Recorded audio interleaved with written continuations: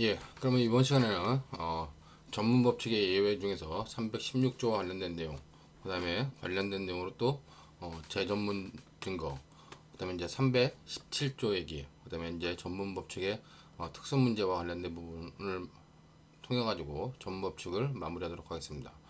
자, 316조를 보시면은 여기 보는 것처럼 기본적으로 법조문이 나와 있는데 법조문에 보시면은 피고인 아닌 자의 진술. 자, 우리가 여기 본 것처럼 피고인 아닌 자의 진술이, 자 여기 똑같이 피고인 아닌 자의 진술이 문제되는데, 결국 이와 관련된 피고인 아닌 자의 진술이 문제되는 부분이기 때문에 이 부분은 우리가 기존에 311조부터 315조까지는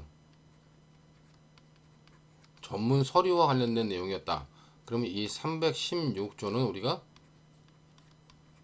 전문 진술과 관련되어 있는 부분이다. 그렇게 보시면 될 것 같고, 자 이제 관련돼 가지고 316조 같은 경우는 피고인 아닌 자의 진술인데 그 진술이 피고인의 진술을 내용으로 하는 경우일 때, 자 피고인 아닌 사람이 피고인의 그 진술을 내용으로 하는 어떤 진술을 하는 경우고, 이 항은 피고인 아닌 타인의 진술, 피고인의 진술이 아닌 타인의 진술을 내용으로 하는 것일 때의 증거 능력 인정 요건이다. 그렇기 때문에 피고인 아닌 자가 진술을 하는데 피고인의 진술을 내용으로 하는 때는, 자 진술이 특히 신빙할 수 있는 상태, 특신 상태만 인정되면 증거 능력이 인정된다고 보는 거예요.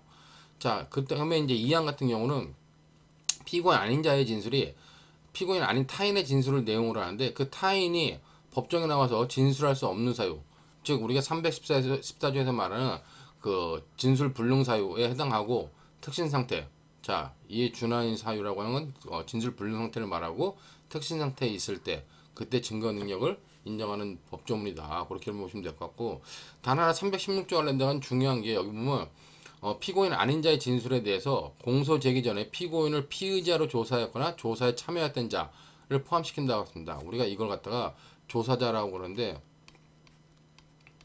조사자 증언 문제를 입법적으로 해결한 부분이다. 그렇게 여러분들이 이해해 두시면 될 것 같습니다.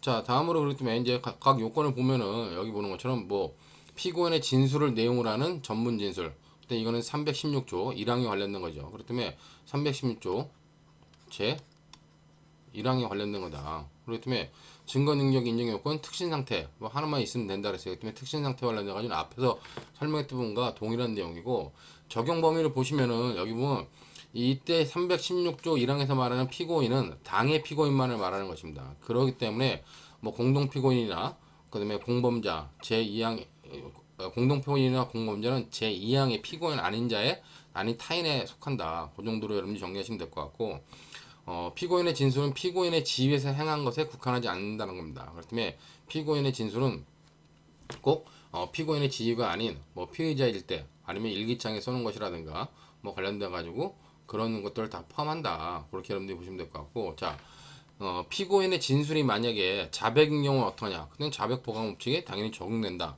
그렇게 여러분들이 받으시면 될 것 같아요.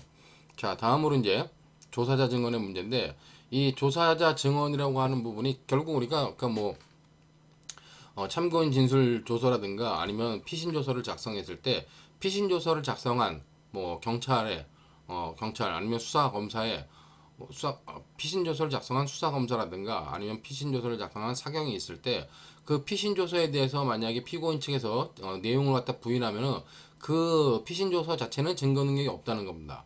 근데 그 피고인이었던 피의자를 조사한 사법경찰이라든가 아니면 수사 검사와 관련돼 가지고 그 사람들이 그 증거 능력이 인정되지 않는 피신 조서의 내용을 갖다가 법정에 나와서 진술했을 때 그거를 증거 능력을 인정할 것이냐 관련돼 과거에 논란이 있었어요. 그렇기 때문에 이렇게 조사자가 증거 능력이 부인되는 어떤 피신 조서의 내용을 진술할 때 그 조사자의 증언을 어떻게 볼 것인가 관련돼 가지고, 이거는 312조 3항에 따라 가지고 판단해야 된다라고 하는 견해와 아니다 316조 1항에 따라 판단해야 된다는 견해가 과거에 대립을 했는데, 현재는 입법에 의해서 좀 전에 봤던 것처럼 입법에 의해서 316조 1항이 적용되는 것으로 정리가 되었다는 겁니다. 그렇기 때문에 316조 1항에서 말하는 특신 상태라고 하는 것은 앞에서 봤던 특신 상태를 그대로 얘기하는 거예요. 자, 그다음에 이제 이 참고인 조사 증언 관련돼 가지고는 여기 보는 것처럼 특신 상태의 증거 능력 요건에는 검사가 존재에 대해서 구체적으로 증명 주장해야 되고, 자, 피고인의 수사기관 진술이 특신 상태에 대한 증명은 단지 그러할 개연성이 있다는 정도는 부족하고 합리적 의심의 여지를 배제할 정도에 이르는다. 합리적 의심을 배제했다는 확신에 이르러야 된다는 것, 특신 상태에 대해서. 그렇기 때문에 조사자의 법정 증언을 통하여 피고인의 수사기관 진술 내용이 법정에 현출되는 것을 허용하는 것은 312조 1항, 즉 검사 작성, 312조 3항, 그다음에 사경 작성이죠. 자, 이런 312조 1항과 3항이 규정하고 있는 것에 대한 중대한 예외를 인정하는 것이다. 응? 왜냐면 312조 1항과 312조 3항 같은 경우는 피고인이 내용을 인정해야 되는데 그 내용을 인정하지 않을 때 그 피고인을 조사했던 사경이라든가 수사검사가 그 피의자 신문 조서에 쓰여 있는 내용을 법정에서 진술한다 그래가지고 그것에 대해 특신 상태만 인정하면은 증거 능력을 인정하는 것으로 본다는 것은 중대한 예외를 인정하는 것이다. 그렇기 때문에 이 312조 1항 3항의 입법 취지와 기능이 크게 손상될 우려가 있으므로 이 특신 상태에 대한 입증은 굉장히 엄격하고 좀 확신이 들 정도로 검사가 입증을 해야 된다라고 하는 최근 판례니까 이 판례의 내용도 여러분들이 좀 이해해 두시면 될 것 같아요. 그렇기 때문에 이 조사자 증언 문제는 과거에는 시험 문제에 나와가지고 뭐 논란이 있지만 지금은 그냥 316조 1항에 의해서 판단한다고 보면 되고, 그 316조 1항에서 말하는 특신 상태에 대해서는 검사가 입증하는데 합리적 의심의 여지를 배제할 정도로 확신이 들 정도로 특신 상태를 입증하지 않는 한 증거 능력이 인정되지 않는다라고 하는 판례 내용까지 여러분들이 정리해 두시면 될 것 같습니다. 자, 그 다음에 이제 피고인 아닌 타인의 진술을 내용하는 전문지술이다. 이건 316조 제2항의 문제겠죠. 자, 제2항의 문제로서, 자, 기본적으로 이거는 증거 능력 요건이 314조와 동일해요. 그렇기 때문에 피고인 아닌 타인이 법정에 나와서 진술을 해야 되는데 그 타인인 원진술자가 진술 불능 상태에 있어야 된다.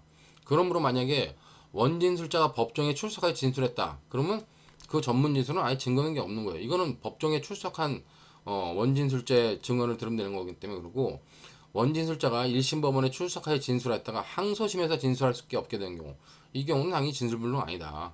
그렇기 때문에 여기 증거능력 인정의 요건으로 두 개를 보고 있는데, 여기 보는 것처럼 원진술자가 법정에 나올 수 없을 때, 나와서 진술할 수 없을 때, 그 다음에 특신상태라고 하는 두 가지 요건을 갖춘 경우에 한해 가지고 증거능력이 있다. 그렇게 여러분들이 받으시면 될 것 같습니다. 그 다음에 당해 피고인이 아닌 제외한 다른 모든 사람을 말한다. 관련돼가 그렇게 보시면 될 것 같고,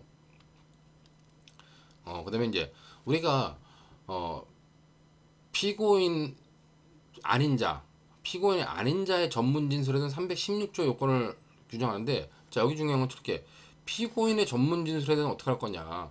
자, 이거는 명문의 규정이 없다는 겁니다. 자, 피고인 아닌 자의 전문 진술은 316조 1항 또는 316조 2항에 의해서 규정되는데, 피고인의 전문 진술은 명문의 규정이 없으므로 이걸 어떻게 해결하냐고 관련돼가 다수설이 316조 2항을 유추적용한다. 즉 316조 2항을 유추적용한다는 건 뭐다? 피고인이 진술 불능 상태고 특신 상태가 인정될 때만 피고인의 전문 진술을 갖다 인정할 수 있다. 그런 의미로 여러분들이 받으시면 될 것 같아요. 자, 이상으로 316조의 전문 진술을 받고, 자, 이제 중요한 게 재전문 증거입니다.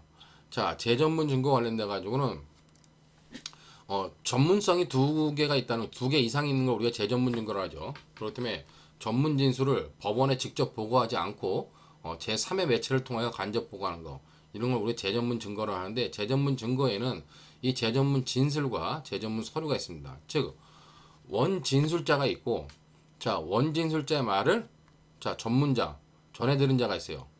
이 전문자의 말을 다시 재전문한 자가 법정에서 증언하면 이걸 재전문 진술이라고 하는 겁니다. 자, 그 다음에 원진술자가 말을 하고 그걸 들은 자, 전문자가 조서로 법원에 보고한다. 자, 그렇기 때문에 조서로 이 증언으로 하는 걸 우리가 기본적으로 진술로 하는 거고, 그 다음에 조서로 하는 건 결국 서류로 하는 거죠. 그렇기 때문에 이 재전문 증거에는 재전문 진술과 재전문 서류가 있다라고 하는 것들을 보시면 되고, 여기 이제 주의사항 관련돼 가지고 재전문 서류와 진술 기재서의 구별 그랬는데, 이거는 이미 앞에서 313조 설명할 때 진술 기재서를 하면서 설명드렸었죠. 그러니까 진술 기재서 같은 경우는 전문성이 제1 전문성과 제2 전문성이 있는데, 제1 전문성은 진술자 아니면 작성자 서명 날인에 의해서 제1전문의 전문성이 해소되고 재전문 서류는 해소가 안 되기 때문에 구별된다라고 하는 것을 설명드렸었기 때문에 따로 설명하지 않도록 하겠습니다. 자, 그럼 재전문 증거의 증거 능력 인정 관련돼 가지고 이건 뭐냐? 자, 재전문 증거도 역시 전문 증거의 원칙은 뭐다? 원칙은 당연히 전문업체의 증거 능력 부정한다는 겁니다. 자, 문제는 뭐냐? 예외적으로 이렇게 예외적으로 전문 증거는 모든 전문 증거는 당사자의 동의가 있으면 증거 능력이 인정돼요. 그렇기 때문에 여러분들이 재전문 증거의 증거 능력 인정을 한다 가지고는 원칙적으로 증거 능력 부정되지만 예외적으로 당사자의 동의가 있으면 된다. 자, 그 다음에 관련돼 가지고 또 예외가 뭐냐? 이 당사자의 동의가 있는 거 이외의 예외로서 인정되는 게 밑에 있는 서류라는 겁니다. 자, 그렇기 때문에 여기서 중요한 거는 여러분들이 자, 이 예외로 전문 진술이 기재된 조서, 즉 재전문 서류에 대해서만 예외가 인정되고 재전문 진술 아니면 재전문 진술이라든가 재전문 서류에 대해서는 이거는 아예 증거 능력이 없다. 이건 증거 능력을 인정할 수 없다는 겁니다. 그렇기 때문에 재전문 진술 등과 관련된 이렇게 재전문 진술이라든가 아니면 제재 전문 서류라든가 얘네들은 뭐다? 얘네들은 동의하지 않은 피고인이 증거로 동의하는 경우가 아닌 한 증거 능력을 인정할 수 없다는 겁니다. 근데 재전문 서류는 뭐다? 피고인 측이 동의하거나 아니면 이렇게 두 가지 요건, 즉 여기 보는 것처럼 312조 내지 14조의 규정에 의하여 증거 능력이 인정되고 316조 1항 또는 2항의 규정에 의한 두 가지 요건이 인정되면 그때 우리가 증거 능력을 인정하겠다는 겁니다. 자, 그럼 여기서 말하는 재전문 진술이 기재된 조서, 재전문 서류 관련된 증거 능력이 뭐냐? 자, 문제는 이런 경우죠. 참고인이 B예요. 자, 참고인 B에 대해서 참고인 진술조서가 작성됐습니다. 자, 근데 이 진술조서에는 참고인 자체의 진술을 기재한 B의 진술을 기재한 내용이 있고 B의 진술을 기재한 부분이 있고 참고인이 A의 진술, A로부터 어떤 말을 들었다는 A의 진술을 들었다는 부분, 즉 A라고 하는 건 뭐 제3자다 그랬을 때 제3자라고 했을 때 A의 진술이 들어있는 경우가 있었다는 겁니다. 자, 그러기 때문에 이 참고인 진술조서에서 A의 진술이 들어있는 부분에 관련돼 가지고 증거 능력 인정을 내면 기본적으로 참고인 자체의 진술조서의 증거 능력, 즉 이 부분은 뭐다? 이 부분은 312조 4호에 의해서 절차적 접법을 거쳐야 되고 진정 성립, 반대 신문권의 인정, 그다음에 특신 상태라고 하는 그 네 가지 요건이 있죠. 그 네 가지 요건을 갖춰야 되고 그 다음에 이제 관련돼 가지고 A의 진술에 대해서는 바로 316조. 이건 이제 A라고 하는 것은 피고인이 아니기 때문에 피고인 아닌 자의 진술을 타인의 진술을 내는 거기 때문에 316조 2항에 의해서 즉 A의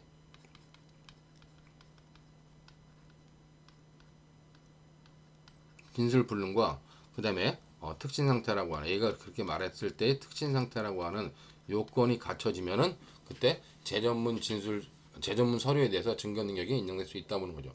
그렇기 때문에 여러분들이 재전문 서류다. 그러면 재전문 진술은 아예 증거 능력을 인정할 수 없다. 당사자가 동의하지 않는 한. 그러나 재전문 서류는 당사자가 동의하는 경우에 증거 능력이 될 수 있고 재전문 서류이기 때문에 관련돼 가지고 전문 서류 관련된 기본 요건, 그다음에 전문 진술에 관련 기본 요건 두 가지가 다 인정되면은 우리가 예외적으로 증거 능력을 인정할 수 있다는 겁니다. 그렇기 때문에 이 재전문 서류에 대해서는 최근에 변호사 시험에도 잘 나오고 하는 부분이 있으면 여러분들 이거는 한 번씩 정리해둘 필요가 있다고 판단이 됩니다. 자, 다음으로 이제 317조인데 317조 보면 자 모든 진술 피고인 또는 피고인 아닌 자의 진술이 자 임의로 작성된 것이 아닌 것은 증거를 할 수 없다는 겁니다. 그렇기 때문에 모든 진술은 임의성을 가져야지 증거 능력이 인정된다는 거예요. 그다음에 전항의 서류 또는 전항의 서류는 자 작성 또는 진술인 작성 또는 내용인 진술이 임의로 되었다는 것이 증명된 것이 아니면 증거를 할 수 없다는 거죠. 그다음에 이제 검증조서의 일부가 피고인 또는 피고인 아닌 자의 진술을 기재한 것일 때는 그 부분에 하나요 전 인항의 예에 의한다. 그렇기 때문에 기본적으로 진술이라고 하는 것은 모든 것이 임의성을 갖춰야 된다. 그렇기 때문에 여기 뭐처럼 317조는 뭐냐? 진술은 당연히 임의성이 증거 능력의 요건이다 라고 하는 것을 규정해 놓은 거고 적용 범위와 관련돼 가지고 일체 진술에 적용된다는 견해가 타당하다. 자, 그 관련돼 가지고 일체 진술에 적용된다는 견해가 타당하다 그랬는데 결국 자백은 뭐다? 자백은 309조에 의해서 자백 배제 법칙에 의해서 그다음에 그 외의 모든 진술은 이 317조에 의해서 적용된다. 그런 의미로 여러분들이 이해해 두시면 될 것 같아요. 그렇기 때문에 이 자백의 임의성이 없는 경우 증거 능력이 없다는 자백 배제 법칙 관련돼 가지고 이미 309조에서 임의성을 설명했는데 그때 임의성과 같은 의미다. 그런 의미로 여러분들이 이해해 두시면 될 것 같습니다. 자, 다음으로 이제 임의성 판단 관련돼 가지고 원진술의 임의성이 있어야 되고 그다음에 서류 작성의 임의성 관련돼 가지고 서류 작성 진술 서류는 진술의 임의성뿐만 아니라 서류 작성의 임의성까지도 인정돼야 된다라는 의미로 여러분들이 받으시면 될 것 같아요. 자, 이렇게 가지고 317조에서 말하는 임의성 진술에 있어서 임의성 관련돼 가지고 살펴봤고 마지막으로 이제 우리가 전문 법칙의 특수 문제로서 사진의 증거 능력 그다음에 뭐 녹음 테이프의 증거 능력, 그다음에 이제 뭐 영상 녹화물을 아니면 비디오 테이프의 증거 능력에 관련돼 가지고 정리한 부분을 좀 살펴보도록 하겠습니다. 자, 우리가 사진이 있는데 어떤 범죄 현장을 사진으로 찍었다. 자, 그렇다면 이렇게 범죄 현장을 사진으로 찍은 건 뭐다? 범죄 현장을 사진으로 찍은 거, 현장 사진이라는 겁니다. 자, 현장 사진은 이거는 뭐 전문 증거가 아니죠. 진술 증거가 아니라 현장을 그냥 사진으로 찍은 거기 때문에 이거는 당연히 비진술 증거로서 전문 법칙이 적용되지 않는다는 것이 명백한 판례 입장입니다. 그렇기 때문에 범죄 현장을 사진으로 찍고 그 사진을 증거로 제출했다. 그럼 그건 독립된 증거로서 사진, 현장 사진이기 때문에 자, 사진이 진전성이 있어야 된다. 그다음에 이제 그 사진이 그 사건과의 관련성이 있어야 된다고 하는 진정성과 관련성 요건만 증명되면 그냥 증거 능력이 인정된다고 보는 거예요. 근데 일부 견해들은 이제 현장을 본 사람이 법정에 나서 말하는 것을 사진으로 대신한 거기 때문에 이건 진술 증거다. 그렇기 때문에 전문법칙이 적용돼야 된다고 하는 극소설도 있고 그 다음에 사진을 찍었다는 건 검증한 거랑 똑같은 거 아니냐. 그 다음에 검증조서와 같이 봐야 된다는 검증조서 유사설도 있어요. 근데 이 진술 증거를 보거나 검증조서 유사설을 보면 전문법칙이 적용되는데 우리 판례는 그냥 현장 사진은 비진술 증거로서 전문법칙이 적용이 없다는 것이 우리 판례의 명백한 입장이므로 이것만 여러분들이 정리하시면 될 것 같아요. 그 다음에 현장을 찍은 사진, 현장을 녹화한 녹음, 그 다음에 현장 녹음, 현장을 녹화한 녹화, 현장 녹화라는 동영상이죠. 현장 사진은 일반 사진, 현장 녹화는 뭐 동영상, 그 다음에 현장 녹음 뭐 관련돼 가지고 전부 다 비진술 증거로 파악하는 것이 현재 우리 판례 입장이다. 그렇게 보시면 될 것 같고 자. 그다음에 이제 사본인 사진 관련돼 가지고는 범행 도구 어떤 살인 행위에 쓰인 칼이 있다. 근데 살인 행위에 쓰인 칼을 법정에다가 증거로 제출해야 되는데 그걸 사진으로 찍어서 즉 범행 도구의 사진을 그냥 문서를 찍은 사진 등을 제출하는 경우에 그 사본인 사진의 증거 능력이 어떻게 되냐? 원래 증거는 원본 증거를 제출해야 되는데 원본 증거를 제출할 수 없다는 원본 증거와 가장 증거 가치가 같은 증거들을 제출해야 된다는 법칙을 우리가 최량 증거 법칙이라고 해요. 그렇다면 여기 보는 것처럼 자, 최량 증거 법칙이 적용된다. 그러므로 최량 증거 법칙이 적용될 땐 요건이 여기 보는 것처럼 원본이 존재했어야 돼요. 원본이 존재했어야 되고 그다음에 원본 제출의 곤란 아니면 불능이라고 하는 요건이 필요하고 그다음에 정확하게 원본과 정확하게 찍힌 거다라고 하는 이 최량 증거 법칙에 따라 가지고 사본인 사진을 제출할 수 있다는 겁니다. 자, 근데 이제 중요한 게 사본인 사진을 제출했는데 그 만약에 아까 말씀드렸던 것처럼 칼이다. 칼 같은 경우는 비진술 증거죠. 자, 증거물 등의 사진 관련돼 가지고 사본의 요건, 즉 원본과 동일하다는 사본의 요건만 있으면 돼요. 자, 근데 이제 그 사본인 사진인데 진술 증거인 거, 즉 증거 서류인 경우보다 사본의 요건만 아니라 전문 증거로서의 예외 요건, 즉 312조, 316조 요건까지 다 갖춰야 된다. 그렇게 여러분들이 보면 될 것 같고 자, 독립 증거로서의 사진이나 사본인 사진은 사진 자체를 제출하는 건데 진술의 일부인 사진 관련돼서 가장 문제되는 것이 바로 검증조서나 감정서에 사진이 첨부된 경우 이거 어떻게 할 것이냐 관련되는 겁니다. 자, 그렇다면 검증조서는 기본적으로 뭐다? 검증조서는 우리가 312조 6항에 따라 판단하죠. 그 다음에 감정서 같은 경우 313조 3항에 따라 판단하는데 자, 기본적으로 검증조서나 감정서에 사진이 붙어있다. 그랬을 때 원칙적으로는 뭐다?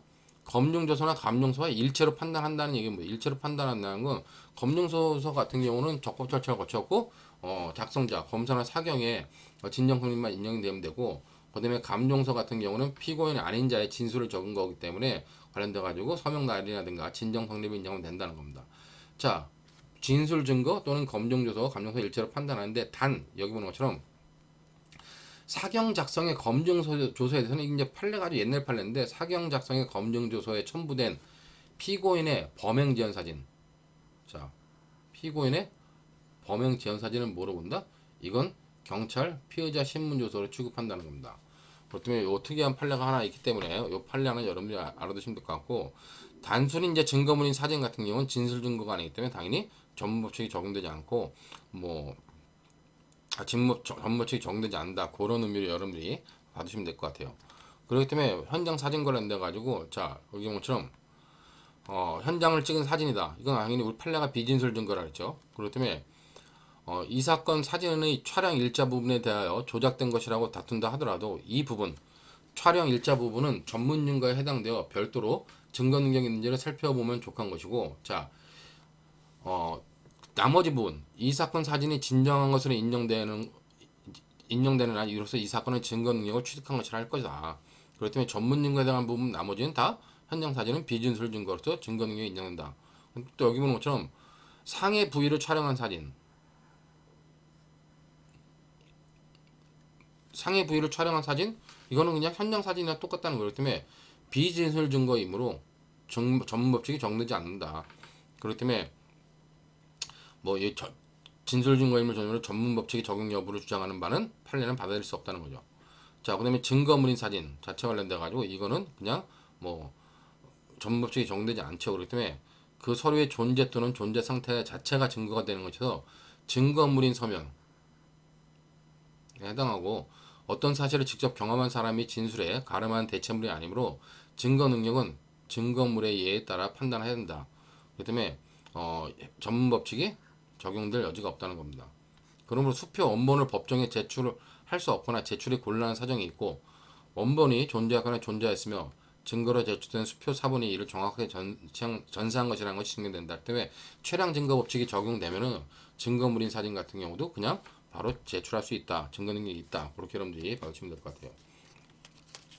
자, 다음으로 이제 뭐 비진술 증거라는데 또 여기 증거물인 사진인데, 자 검사는 휴대전화기 이용자가 그 문자 정보를 읽을수록 한 휴대전화기 화면을 촬영한 사진을 증거로 제출할 수도 있다.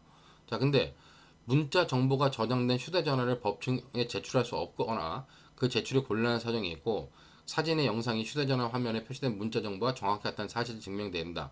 그렇기 때문에 그 문자 정보를 자체 원본을 제출했는데 그럴 수 없던 최량 증거 법칙에 따라 가지고 적용할 수 최량 증거 법칙에 따라 가지고 복사본을 제출할 수 있다. 사본을. 자, 그다음에 이제 문자 전화기에 저장된 문자 정보가 증거되는 경우, 자 문자 정보가 그 증거가 되는 경우, 문자 정보는 범행의 직접적인 수단이고 경험자의 진술에 가름하는 대체물에 해당하지 않는다. 그러니까 협박 문자를 보냈다. 그러면 협박 문자 자체가 뭐다? 그거는 경험자의 진술에 가름하는 대체물에 해당하지 않는다. 그러므로 당연히 전문 법칙이 적용되지 않는다는 거죠. 그렇기 때문에 문자 메시지로 전송된 문자 정보를 휴대전화기 화면에 띄워 촬영한 사진에서 피고인이 성립 및 내용의 진정을 부인한다는 이유로 증거 능력을 부정한 것은 유법다. 기본적으로 문자 정보는 뭐다? 문자 정보는 피고인이 협박을 낸 거기 때문에 당연히 전문 법칙이 적용되지 않는다는 거죠.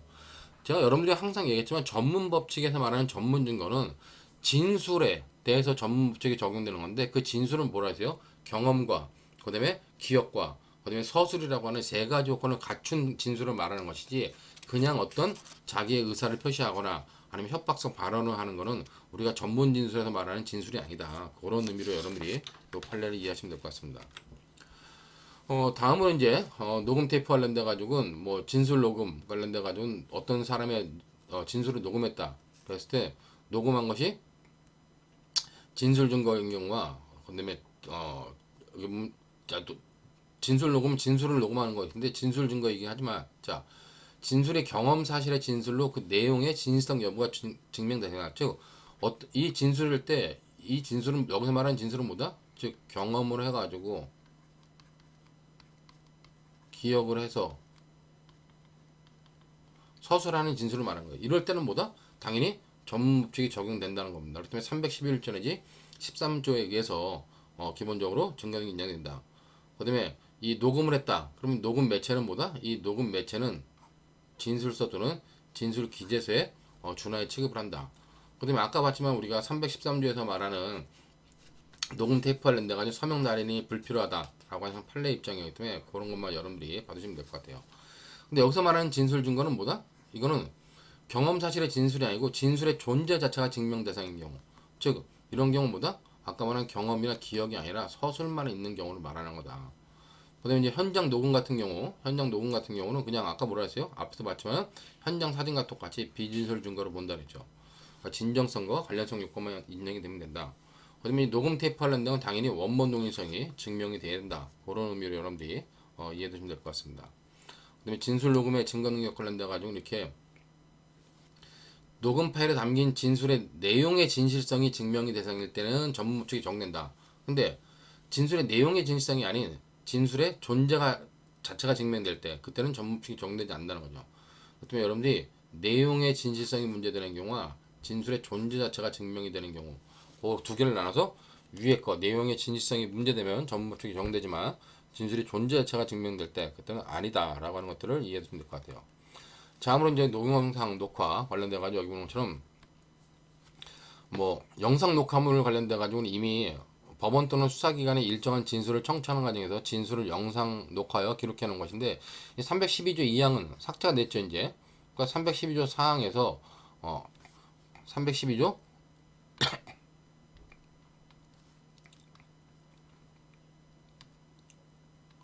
312조 사항에서 참고인 진술 조서에 대해서 대체 증명의 방법으로 쓸 수 있다. 근데 그것도 진술 그걸로 쓸 수 없다는 거죠. 근데 관련돼 가지고 그것들이 아닌 경우, 자 비디오 테이프 관련된 수사기관 이외자가 자신이나 타인의 진술을 영상 녹화에 기록해 놓은 거 이런 것들은 어떻게 될 것이 관련돼 가지고 자 수사기관의 영상 녹화 아까 봤던 것처럼 312조 2항 사항인데 자 피의자 신문조서와 참고인 진술의 실질적 진정 성립에 대체 증명이 가능하다. 그런데 이제 이거는 피의자 신문조서는 삭제됐기 때문에 참고인 진술 조서에 대해서만 실질적 진정 성립에 대체 증명이 인정된다. 진술자의 기억 환기를 위한 보조 수단으로 사용되는 거고, 그 다음에 독립된 증거로 사용할 수 없고 탄핵증으로 사용할 수 없다 했어요. 자, 중요한 거는 이제 이 수사기관이 영상 녹화한 것이 아니라 일반인이 진술 녹화한 경우. 그러니까 실제로 여러분들이 중요하게 봐야 될 부분은 이 부분이죠. 자, 일반인이 진술을 녹화했다? 그럼 진술이 경험 사실의 진술을 놓고 내용의 진실성 여부가 증명 대상이다. 자, 경험 사실의 진술로 내용의 진실성 여부가 문제된다? 그럼 당연히 전문법칙이 적용된다는 겁니다. 그렇기 때문에 이 전문적 법칙이 적용되기 때문에 수사기관이 작성한 것이 녹음한 것이 아니기 때문에 313조로 가겠죠. 313조 관련돼 가지고 이렇게 1항이 취급된다. 이때 녹음을 하면 녹음 매체를 진술 기재서에 준하에 취급하면 역시 서명날인 불필요하다. 근데 현장 녹화한 건 뭐라 했어요? 아까 사진도 그렇고 현장 녹화도 그렇고 그다음에 현장 녹음도 그렇고 자 비진술 증거로 판단한다. 그렇게 여러분들이 이해해 두시면 될 것 같습니다. 이 전문법칙의 특수 문제는 여러분들이 앞부분에 나온 전문법칙에 관련된 내용, 전문법칙의 예외 관련된 건 다 보시고 한번 정리를 하시면 될 것 같아요. 그 다음에 제가 나눠드린 형사법 연습해 보면은 이 전문법칙의 특수 문제와 관련된 기출 문제들이 잘 정리되어 있으니까 기출 문제를 풀어보면서 보시면은 좀 더 이해가 잘 되지 않을까라고 판단이 됩니다. 자 마지막으로 전자정보의 증거 능력 가지고 여기 보면 녹음이나 녹화 파일은 당연히 녹음 테이프 사진 및 비디오 테이프 예에 따르고 문자정보 파일은 증거 서류 예에 따른다. 앞서 말씀드렸지만 전자정보와 관련된 이렇게 동일성이라고 하는 것은 무결성과 신뢰성을 포함한 의미다. 자, 그 다음에 이제 거짓말 탐지기 결과의 증거 능력 같은데 판례는 증거 능력을 부정을 해요. 그 다음에 증명력은 피검사자의 진술의 신빙성을 가늠하는 어떤 정황 증거에 불과하도록 판단하는 것이 이제 판례 입장이다. 이렇게 여러분들이 이해해 두시면 될 것 같습니다. 자, 이상으로 전문 법칙에 관련된 내용을 다 마치고 다음 시간에는 그 이후의 문제와 관련된 몇 가지 문제들을 더 검토하도록 하겠습니다. 예, 수고하셨습니다.